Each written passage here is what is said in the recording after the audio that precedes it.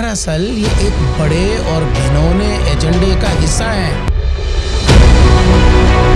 Viral होने वाले कराची के इस योशा हुसैन जैसे किरदार हमारे अखलाकियात की जड़ें खोखली करने का ठेका लेकर बैठे हुए। अस्सलाम वालेकुम रहमतुल्लाहि व बरकातुहू। नाज़रीन, जिंदगी कितनी तेजी से बदल रही है, मगर किस जानब। आज हमारे घरों में जो मीडिया और नाम निहाद लिबरल चैनल्स दाखिल हो चुके हैं, वो हमारे अखलाकियात की जड़ें खोखली करने का ठेका लेकर बैठे हुए हैं। नाज़रीन, कुछ अर्सा पहले सोशल मीडिया पर वायरल होने वाले कराची के इस योशा हुसैन जैसे किरदार महज एक झलक हैं। दरअसल ये एक बड़े और घिनौने एजेंडे का हिस्सा है, जिसे मीडिया हाउसेज ने प्रमोट करना अपना मिशन बना लिया है।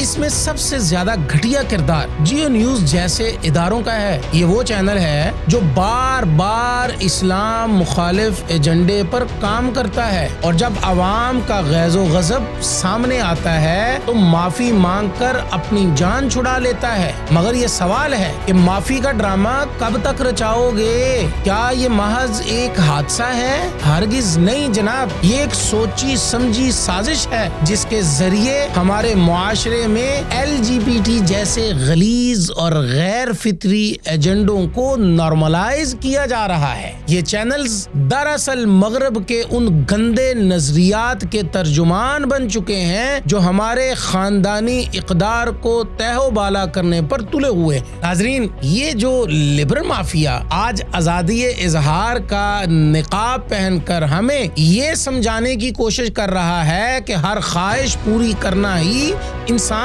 का सबसे पहला हक है, लेकिन हम इनके मुंह पर ये सच मारना चाहते हैं कि ये आजादी नहीं, ये बेहयाई की इंतहा है। कुरान करीम का फैसला अटल है और अल्लाह ताला का ये फरमान इन तमाम नाम निहाद मीडिया के ठेकेदारों के लिए एक कड़ी तंबीह है। अल्लाह फरमाते हैं, व अम्मा मन खाफ मकाम रब्बिही व नहा नफ्स अनिल हवा फइन्नल जन्नत हियल मअवा। और जो शख्स अपने रब के सामने खड़ा होने से डरा और अपने नफ्स को ख्वाहिश से रोका, तो बेशक जन्नत ही इसका ठिकाना है। आज का मीडिया हमें बताता है कि नफ्स की हर ख्वाहिश के आगे घुटने टेक दो, लेकिन हमारा दीन हमें सिखाता है कि नफ्स को रोंद कर अपने रब की हुदूद की पासदारी करो। ये जो LGBT की हिमायत और इन जैसे गंदे रुझानात की तरवीज की जा रही है, ये इंसान को अशरफुल मखलूकात से गिरा कर ऐसी पस्ती में धकेलने की कोशिश है जहां अखलाकियात का कोई वजूद ही नहीं। हम जियो न्यूज और इस जैसे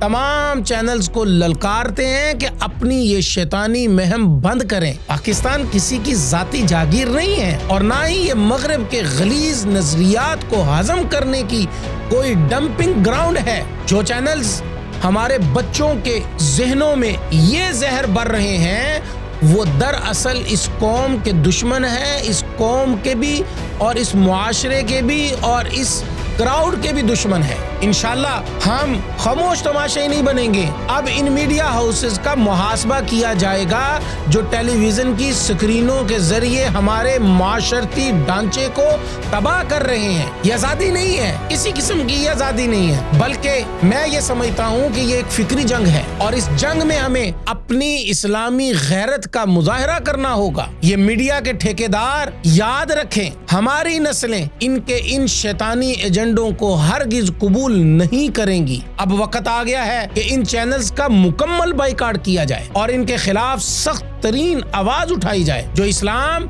और हमारे इक़दार के खिलाफ महाज खोले हुए हैं। खुदारा होश के नाखुन लें, ये दुनिया की वक्ती चकाचुंद और चंद टिकर्स आखिरत में अल्लाह के सामने जवाबदही से नहीं बचा सकेंगी। इसलिए इन चैनल्स का मुकम्मल बाइकाट कीजिए और इन चैनल्स का इस वक्त मुहासबे का वक्त हो चुका है।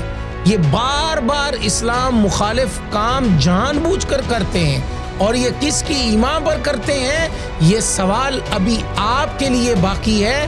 जरूर कमेंट्स में हमें बताइएगा कि ये किसकी ईमान पर ये सारा कुछ इस्लाम मुखालिफ काम किया जाता है, फिर आवाम से आराम से माफी मांगकर दोबारा आवाम के सामने आ जाते हैं। तो देखते रहिए मौलाना पॉडकास्ट। वस्सलाम रहमतुल्लाहि व बरकातहू।